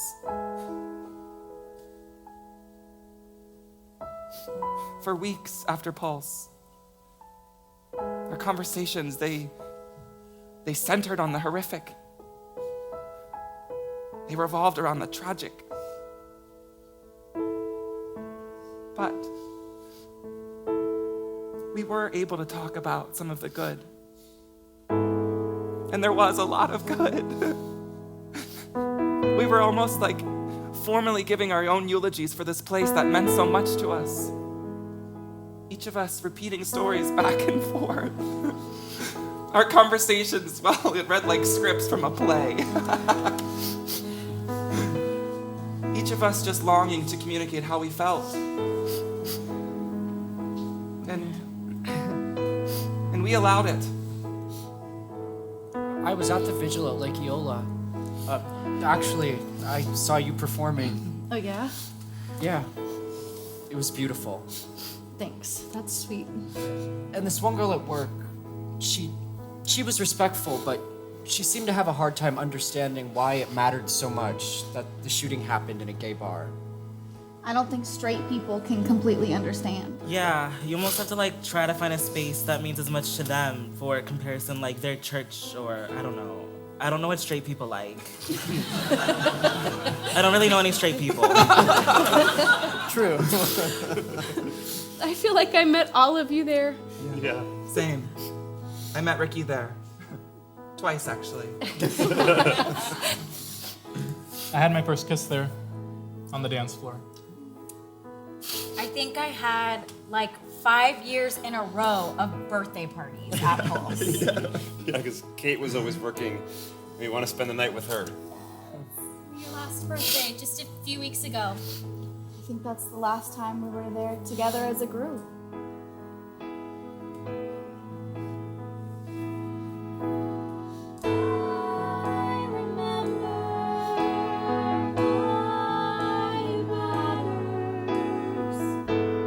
What about the drag queens? Oh my god, do you remember when we were at the show and Jordan was on his phone texting while the queens were performing? Shut up! Angelica, Roxy, or whoever was performing shouted, "Get off your phone, bitch!" And then he on the forehead with a microphone. And then that bitch did a backflip and pretended like nothing happened. While wearing the hardest working pair of heels in Central Florida. Oh my god, yeah. So I just remember that like when I first started really coming out, I used to go there with Julio and Monica, and we would chain smoke Black and Milds on the back porch. It was so cool. Yes. At Teeny Tuesdays. Yes, and Bobby would make us those sweetest fucking $2 martinis, and we would throw them back like they were nothing, and then chain smoke Black and Milds on the porch for hours at a time. Yes, and then we would wonder why we were throwing up at the end of the night. God, do you remember when Jordan puked everywhere in the bathroom? Like, all over the walls and shit. And then walked right out, pretended like nothing happened, and pranced right up to the bar to order another drink. She's a lady. I remember why it matters. I remember why it matters. My mom called me, like, crying almost harder than we were the day after because, like, well, she was never weird about me being gay. She was always fine. She said that she never really understood it until that night I brought her to Pulse with us. She said she'd never been in a public place where people were so kind to each other. It just made her so happy to see so many people stop, even if just for a second, to say hi to her son with a hug or a kiss on the cheek. I just remember talking on the porch or on those horrible white couches. Oh my god. Where we would laugh and just scream at each other over the music. Yes, and inevitably some drunk bitch would pass out as if they were sitting in their own personal living room. Sis. Yes. We used to go there on Christmas and Thanksgiving. That's right. Do you remember the night Whitney Houston died? Oh my god. And it was like the gay Holy Spirit moved all the queers in Orlando out to ceremoniously mourn her loss or something. Everything was Whitney themed, Yes. remember? The music, the performances, the coke in the bathroom.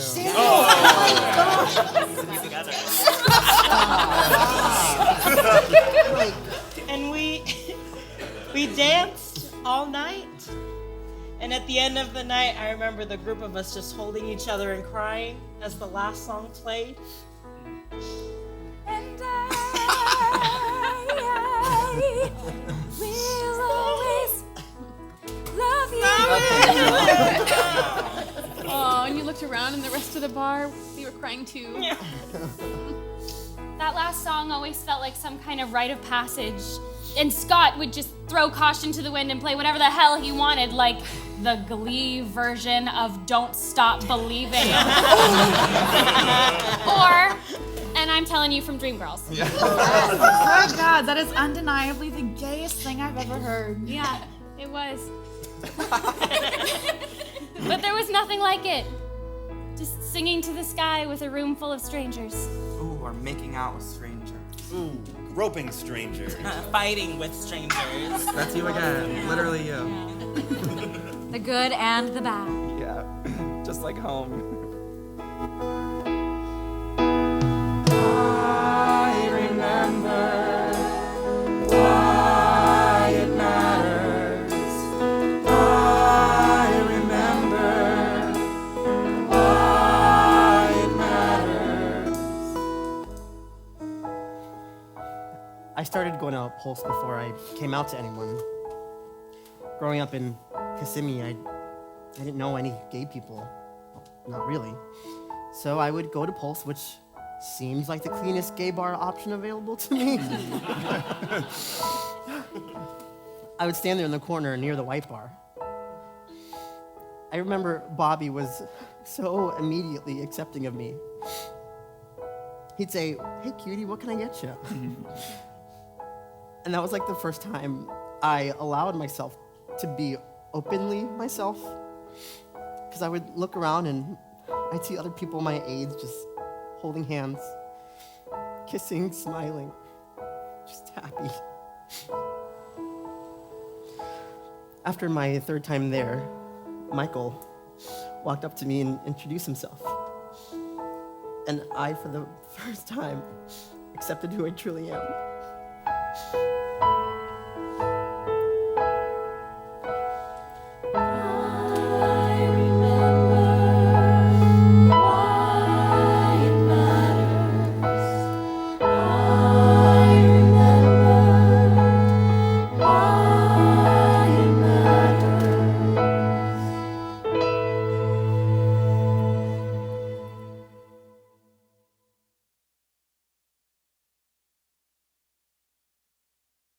When you come to Orlando, Florida, it's a changed place now. Once upon a time, on one end, we had the theme parks, Disney World, Universal Studios, SeaWorld, and even a mystical place called Gatorland. I know. And on the other end was one of the largest universities in the world, UCF. Go Knights. And somewhere in the middle is an up-and-coming downtown area. In between is a sprawling collection of suburbias. We've got hurricanes and afternoon showers that can last for hours or end in seconds. The beach, it's nearby. And the sunshine is equal parts intoxicating and infuriating. We've got demographics that are as diverse as they come. Pockets of liberals in which was once a sea of conservatives. The international and Latino influence is growing from year to year. And we have something else now, too. We have a shared experience. A horrific memory. One of which, of course, we wish hadn't happened, but one that changed us as a community. Now, it feels like we're all from here. For months after Pulse, the night skyline would light up in rainbow lights. Murals dedicated to angels would appear when you least expect them to. There's more art now. People stare less when we express our gayness in public. The bandshell, which is our centerpiece of downtown, displays its rainbow paint job to this day.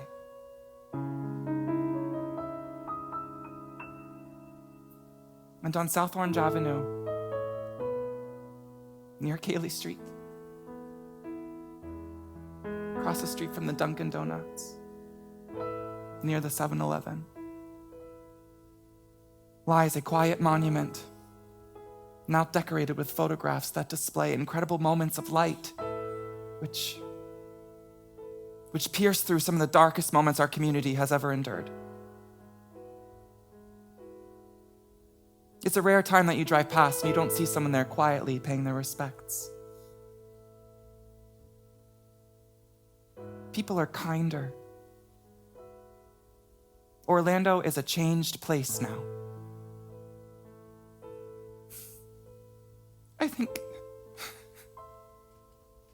I think that sadness changes you. It can, at least. If you let it.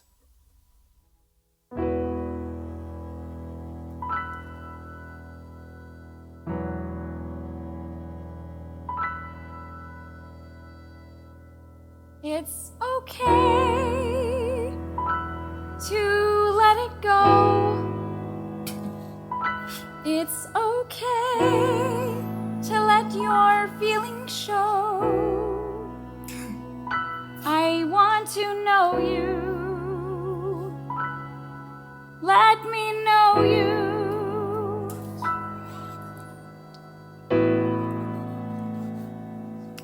It's okay to fight it out. It's okay, you want to scream and shout. I want to know you. Let me know you.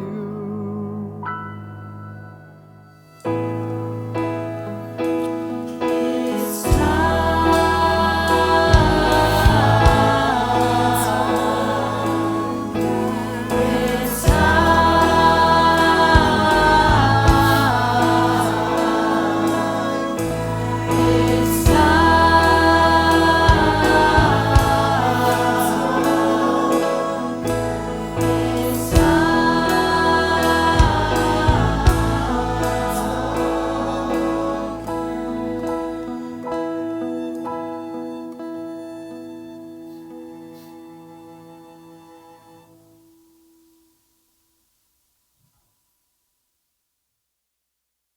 The truth is, I'm a mess. The truth is, something's broken. Glass that's fallen on the floor. I don't see me anymore. It's time to see the light. Darkness, like a parasite, feeds on every part of you. Nothing you can do. Maybe it's okay. Maybe it's alright. Maybe if I stay and live to fight a tougher fight. Maybe when you're older, then the less it stings.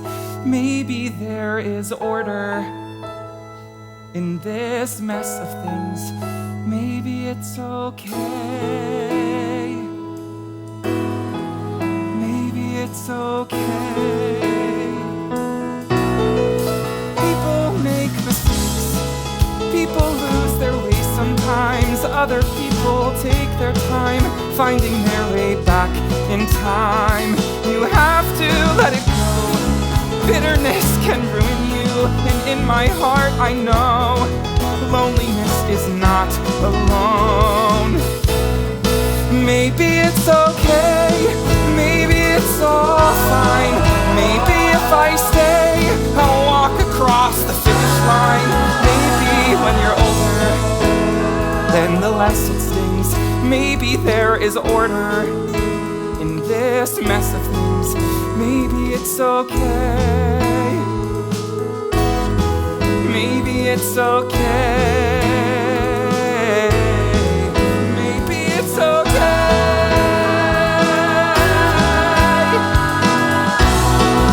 Life is unsure and life is unforgiving. The roads we endure are rarely straight ahead. The end of the day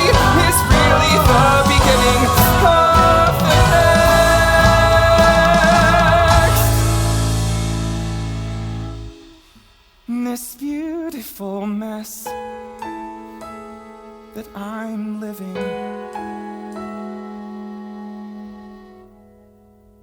This beautiful mess we're all living.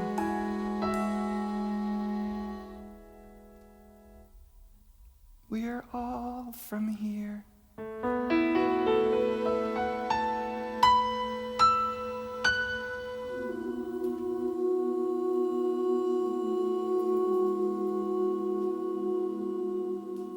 My mother and I, we have a lot of work to do before we get back to where we were. But we're on our way. It helped in the long run that she and Ricky knew each other. And that she loved him almost more than I did. You know God, well, she works in mysterious ways. You know, maybe I left some stuff out. Maybe I misremembered. Maybe I didn't give the right kind of tribute to Pulse and those who were lost on June 12th, 2016. Maybe it was selfish of me to want to communicate why so badly this affected my life so deeply. Because it did change me. Maybe it's too sad. Maybe I rushed the ending. Maybe it's badly written.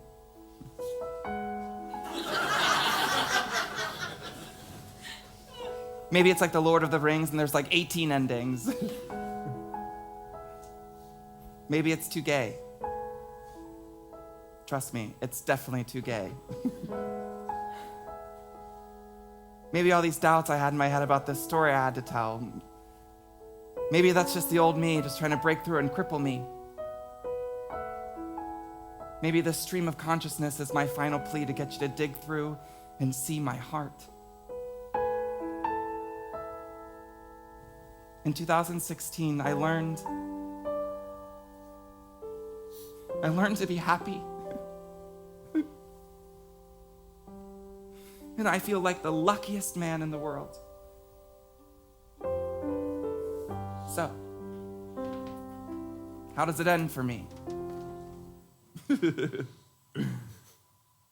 Like some kind of dream.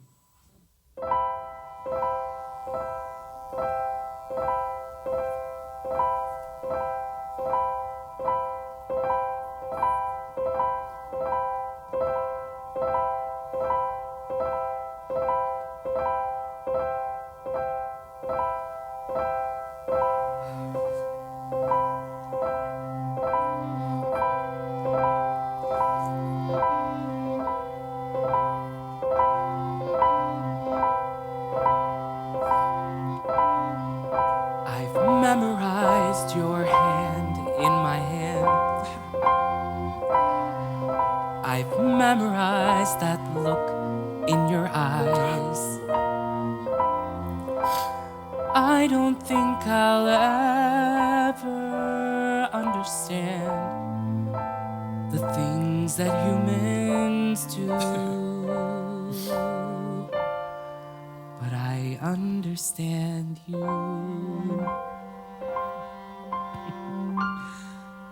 I understand you. I know it's hard to trust what you're feeling here. I know it's not the same as it's been before.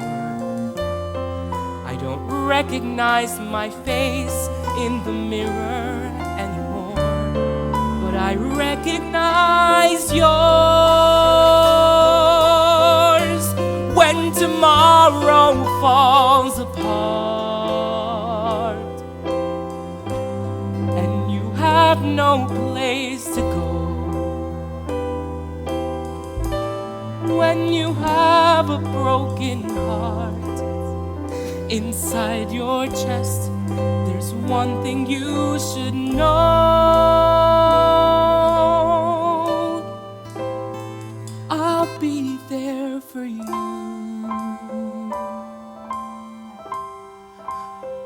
I'll be there for you. I'll be there for you through it all. I'll never let you fall.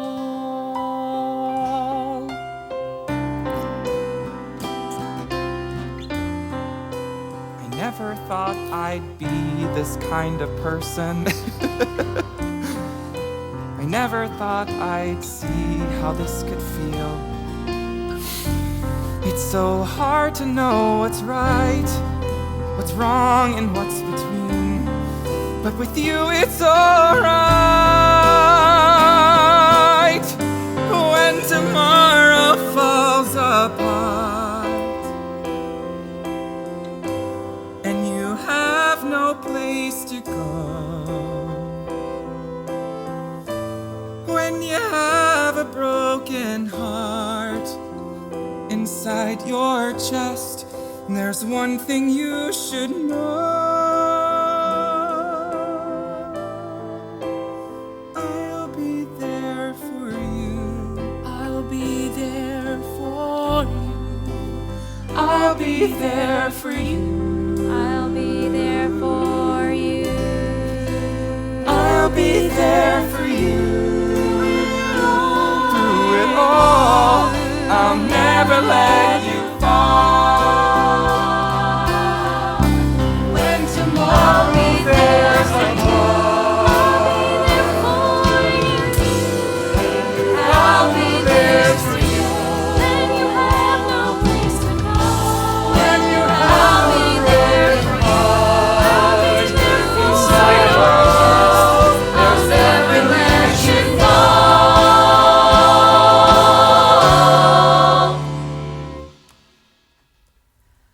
I'll be there for you.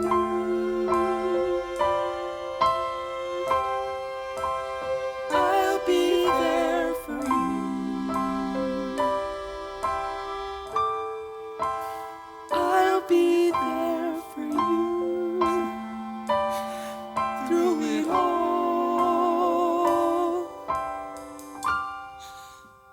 I'll never let you fall.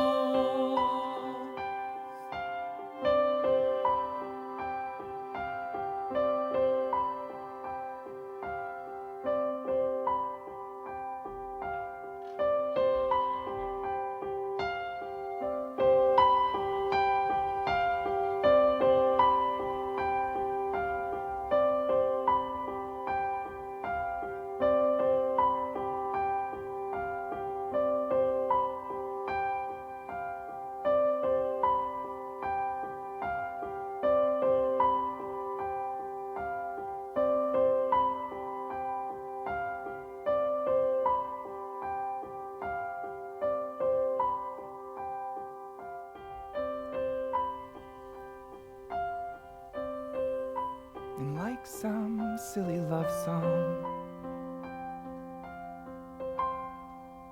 that plays from year to year, I'll always have this moment. Everywhere I go from here.